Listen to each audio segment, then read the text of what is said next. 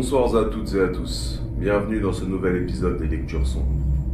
Aujourd'hui, je vais vous lire un extrait de L'Exorciste de William Peter Blatty. Mais avant, le rituel.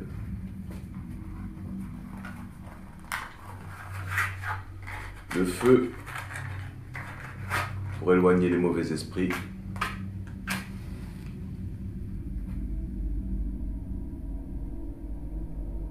Et la fumée pour les faire danser.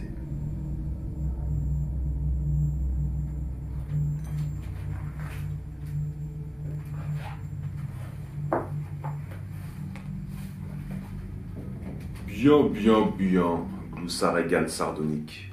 Et Caras sentit ses cheveux se dresser sur sa tête, car la voix était celle d'une basse incroyablement profonde, pleine de menaces et de puissance. Ainsi, c'est vous qu'ils ont envoyé. Eh bien, vous n'êtes vraiment pas redoutable, nous n'avons vraiment rien à craindre de vous, rien du tout. Bien sûr, puisque je suis ton ami, je ne veux que t'aider, dit Caras. En ce cas, qu'est-ce que vous attendez pour enlever ces courroies croassa Regan. Elle avait tourné ses poignets en sorte qu'il remarqua qu'ils étaient attachés par un double jeu de courroies de fixation.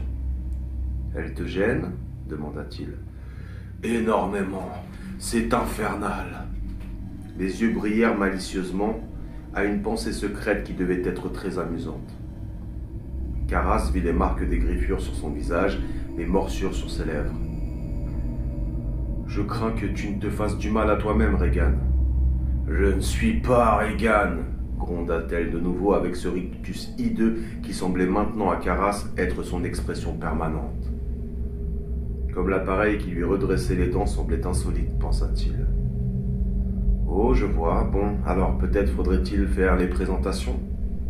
Je suis Damien Caras, et toi ? » « Je suis le diable. »« Ah, bien, très bien, » fit Caras en hochant doucement la tête. « Maintenant, on peut parler. » « Une petite causette, si tu veux.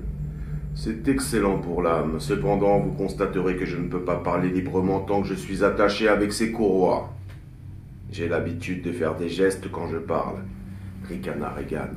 « Comme vous le savez, j'ai passé pas mal de temps à Rome, mon cher Caras. Maintenant, soyez gentil, enlevez-moi ces courroies. » Quelle précocité de langage et de pensée, s'étonna Caras.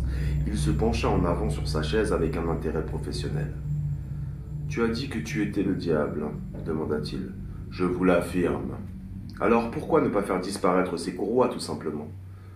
Ce serait une démonstration de mon pouvoir beaucoup trop vulgaire, Caras, trop banal. Après tout, je suis un prince, » un ricanement. « Je préfère de beaucoup la persuasion, le rapprochement, la participation de la communauté. En outre, si je détache moi-même ces courroies, je vous prive de l'occasion d'accomplir un acte de charité, mon cher. Mais un acte de charité est une vertu, et c'est justement ce que le diable devrait empêcher. Donc en fait, c'est en refusant de défaire ces courroies que je dois vous faire plaisir. À moins, évidemment, que vous ne soyez pas réellement le diable. Et dans ce cas, peut-être détacherai-je ces courroies. C'est un raisonnement très astucieux de votre part, Caras. Dommage que le cher Hérode ne soit pas là pour apprécier votre ruse. Quel Hérode ? Demanda Caras en plissant les paupières. Faisait-elle allusion à la phrase du Christ qui avait appelé Hérode ce renard ? Il y eut deux Hérodes. Parles-tu du roi de Judée ? Du tétrarque de Galilée, lança-t-elle avec une colère méprisante. Et puis, brusquement, elle se mit à ricaner, cherchant à l'amadouer de sa voix sinueuse. Là, vous voyez, ces maudites courroies m'ont troublé. Défaites-les et je vous prédirai l'avenir. C'est très tentant. C'est mon fort. Mais qu'est-ce qui me prouve que tu peux lire l'avenir ? Je suis le diable. Oui, tu l'as dit, mais tu ne m'as pas voulu m'en donner une preuve. Vous n'avez pas la foi. Caras serait dit. Foi en quoi ? En moi, cher Caras, en moi. Quelque chose de moqueur et de méchant dansa dans ses yeux. Toutes ces preuves, tous ces signes dans les cieux. Oh, mais quelque chose de très simple ferait l'affaire, proposa Caras. Par exemple, le diable, c'est tout, n'est-ce pas ? Non, presque tout, Caras, presque. Vous voyez, on ne cesse de dire que je suis orgueilleux. Je ne le suis pas. Maintenant, que manigancez-vous, renard? Les yeux jaunâtres et injectés de sang brillèrent de ruse. Je pensais qu'on pourrait vérifier l'étendue de la connaissance. Ah oui, le plus grand lac du monde, lança Regan, les yeux exorbités de joie, c'est le Titicaca au Pérou. Est-ce que cela suffira? Non, je vais te demander une chose que seul le diable peut savoir. Par exemple, où est Regan?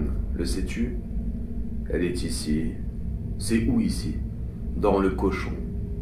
Laisse-moi la voir. Pourquoi? Pour avoir la preuve que tu me dis bien la vérité. Vous voulez la baiser? Dans ce cas, défaites les courroies et je vous laisserai vous en donner à cœur joie avec elle. Laisse-moi la voir. Un con très appétissant, certes, reconnut Regan en le lorgnant du coin de l'œil, tandis qu'elle léchait d'une langue énorme et chargeait ses lèvres gercées. Mais guère de conversation, mon ami. Je vous conseille de rester plutôt avec moi. Bien, il est évident que tu ne sais pas où elle est, dit Caras en haussant les épaules. Par conséquent, tu n'es pas le diable. Si, je le sais, hurla Regan, en s'élançant en avant le visage convulsé de rage. Caras frissonna en entendant la voix terrifiante qui tonitruait. Je le sais!